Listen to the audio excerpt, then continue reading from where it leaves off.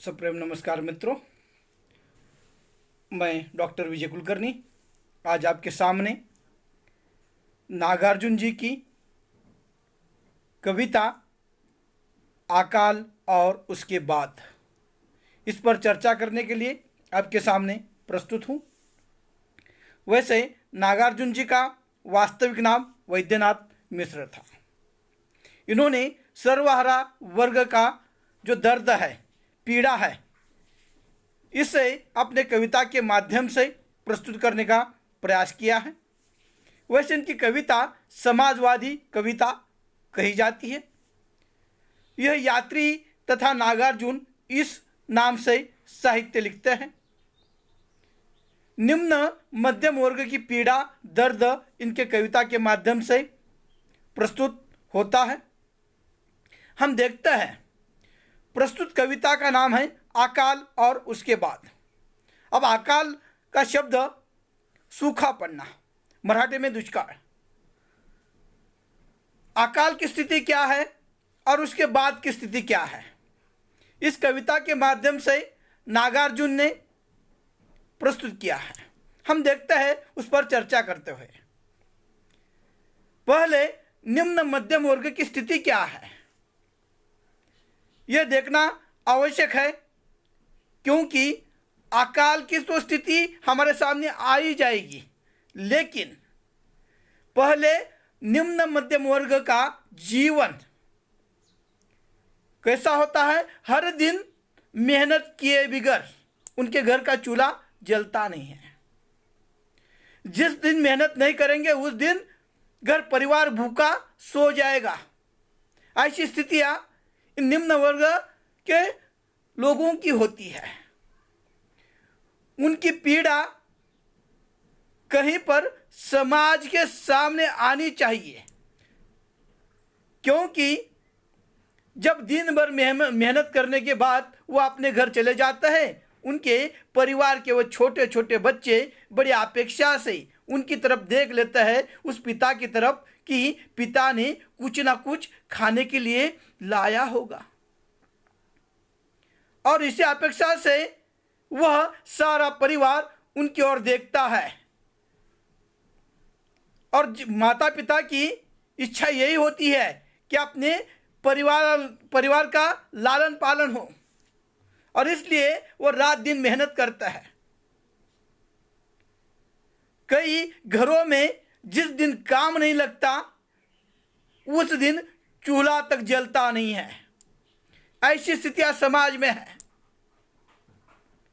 हम देखते हैं कई बार ऐसा होता है कि माता पिता के सामने उनके बच्चे भूख के कारण विवश होकर रोने लगते हैं। उनके अंदर पीड़ा होती है, कहीं पर अपने प्राण तक छोड़ देता है। और ऐसा विदारक दृश्य हम जब सुनते हैं तब यह हमारे मन में कहीं ना कहीं करुण भाव की जागृति होती है। जो सहते हैं उनका क्या होता होगा। हम कभी पुराणों के वो उदाहरण भी सुनते हैं। द्रोणाचार्य को दूध की जगह उनके माताजी ने पानी में आटा डालकर दिया था। यह सुनने के बाद भी मन में एक अलग सी भावना, करुणा की भावना जागृत होती है, लेकिन यहां पर तो आटा भी नहीं है।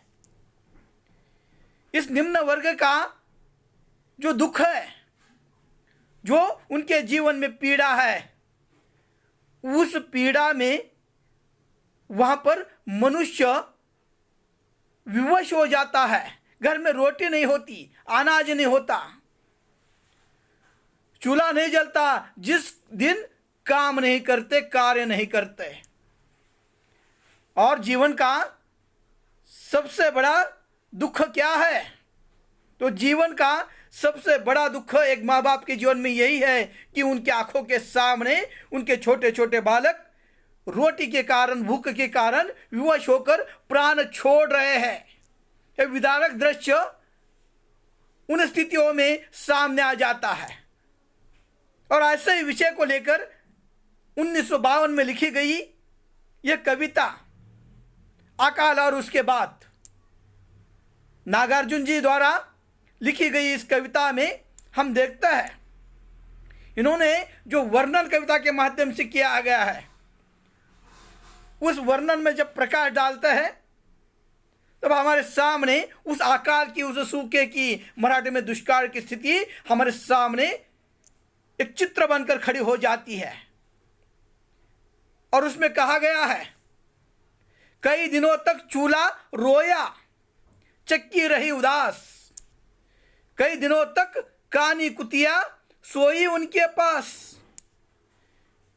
कई दिनों तक लगी भित्त पर छिपकलियों की गश्त, कई दिनों तक चूहों को भी हालत रही शिकस्त। अब ये अकाल में स्थितियां कैसी है? कभी कहता है कई दिनों से घर में अनाज नहीं है, खाने के लिए घर में कोई भी चीज नहीं है, कोई वस्तु नहीं है। यहां तक कि मनुष्य की तो यह स्थिति है, लेकिन जिस पर रोटियां बनाई जाती है उसे चूल्हा कहा जाता है। जो मिट्टी से बनाया जाता है वह चूल्हा तक रो रहा है। मनुष्य तो भूख से विवल है, लेकिन जिस पर खाना बनाया जाता है वह मिट्टी का चूल्हा भी रो रहा है, जैसे मनुष्य रोता है। मानवीकरण किया गया है कविता में, यहां पर मानवीकरण किया गया दिखाई देता है। तो चूल्हा भी रो रहा है, यानी घर में कहीं पर भी अनाज नहीं है। खाने के लिए घर परिवार के सारे सदस्य वहां पर रो रहे हैं, और घर में जो चक्की होती है जिस पर अनाज पीसा जाता है, जिससे आटा बनता है, आजकल उस चक्की का रूप मिक्सर ने लिया है, लेकिन तत्कालीन स्थिति में वहां पर घर की बूढ़ी औरतें चक्की पर आटा पीसने का कार्य करती थी। और वह चक्की भी कहीं पर उदास है, क्योंकि उस चक्की में डालने के लिए भी घर में अनाज नहीं है। देखो ये स्थितियां कैसी हमारे सामने आ रही है। घर के लिए घर में अनाज नहीं है, चूल्हा उदास है, चूल्हे पर न जाने कितने दिन हो गए खाना बनाते हुए, रोटी बनाते हुए। यहां तक कि जिसके माध्यम से आटा पीसा जाता था वह चक्की भी उदास है। कई दिनों तक कानी कुतिया सोई उनके पास। तो मनुष्य को तो खाने के लिए नहीं है, लेकिन जो जानवर है, जो कुतिया है, वह कुतिया भी भूख से विवल होकर अपने मालिक से चिपक कर सो गई है। वैसे जब पेट में भूख लगती है तब नींद भी नहीं आती। मनुष्य को अगर जीवन में ऊर्जा चाहिए, कार्य करने की शक्ति चाहिए, तो कम से कम पेट में अनाज होना चाहिए, रोटी होनी चाहिए, तब ये मनुष्य कार्य कर सकता है। यहां पर मनुष्य तो थक ही गया है, लेकिन जानवर तक अपने उस मालिक से चिपक कर भूख से विवश होकर वहां पर सो गया है। कई दिनों तक लगी भीत यानी दीवार, छिपकलियां यानी मराठी में पाल जिसे कहा जाता है, उसे भी खाने के लिए कुछ कीटक नहीं मिल रहे हैं। और छिपकली भी खाने के लिए इधर उधर घूम रही है।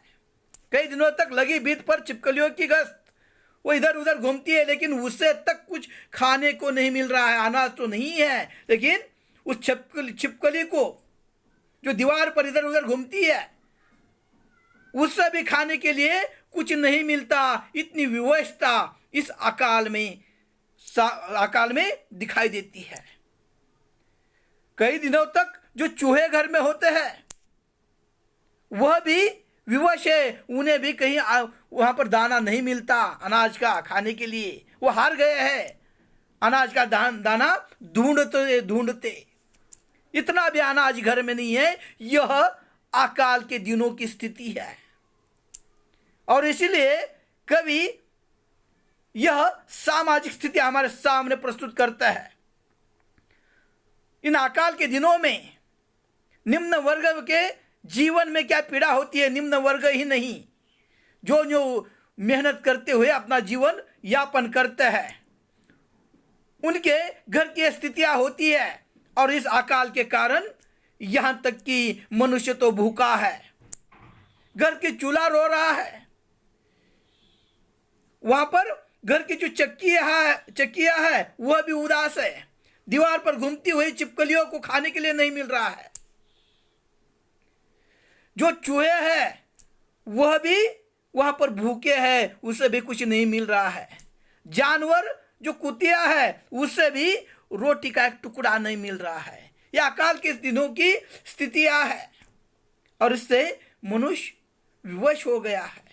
यह स्थिति अकाल के दिनों में आ जाती है और यह निम्न वर्ग का या अकाल के उन दिनों का, सूखे के उन दिनों का चित्रण कहानी के इस कविता के माध्यम से हमारे सामने प्रस्तुत होता है।